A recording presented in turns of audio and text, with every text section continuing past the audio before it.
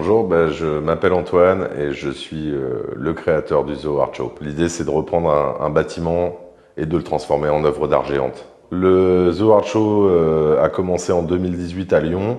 On a décidé de monter à Paris pour vous proposer une exposition géante à La Défense. Paris est tout simplement une ville de culture par laquelle on doit passer si on veut aller aussi peut-être plus loin, et on l'espère à l'étranger bientôt. Cette année, dans ce bâtiment à La Défense, on a 4 étages et on a décidé d'essayer de vous présenter le street art urbain. Donc là, on se trouve dans ce qu'on a appelé le Vandal Squat, qui est un étage qui est dédié au graffiti pur.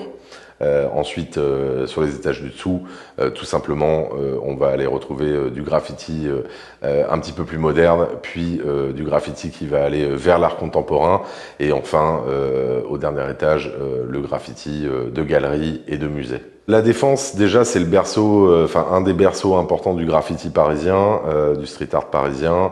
Ensuite, c'est un lieu urbain qui est unique en Europe. On est très proche du centre de Paris, c'est hyper accessible, hein, on peut venir du centre de Paris, il me semble, en 10-15 minutes.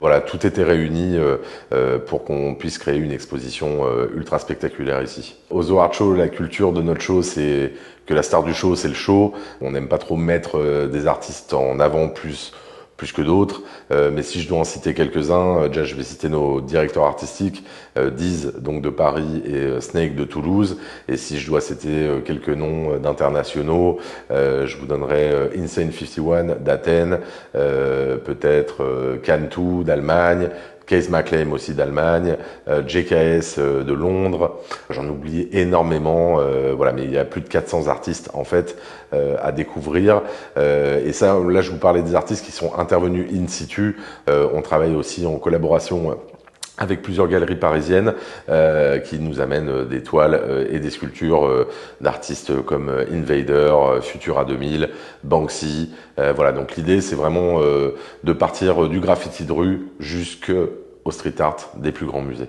Alors on a essayé de proposer une programmation adaptée à La Défense, mais aussi au grand public, sans oublier les puristes, parce que c'est vraiment la manière dont on conçoit nos expositions.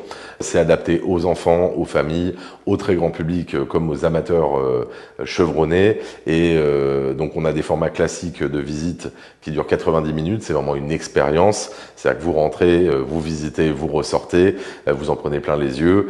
Et donc on va avoir des formats plutôt classiques le week-end et les jours fériés.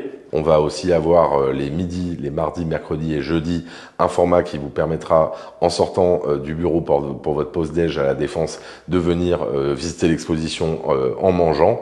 Et un autre format, les mardis aussi, mercredis et jeudi soir, pour un format after work. Voilà, parce que de la même manière, La Défense, il y a beaucoup de gens qui y travaillent, comme tout le monde le sait.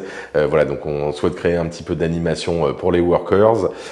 Et enfin, on est en train de travailler sur des formats de live show, c'est-à-dire de pouvoir visiter l'exposition tout en, allez, je donne quelques indices, mangeant un petit bout, ou en pouvant voir des live shows, donc des performeurs, danseurs, chanteurs, etc., etc.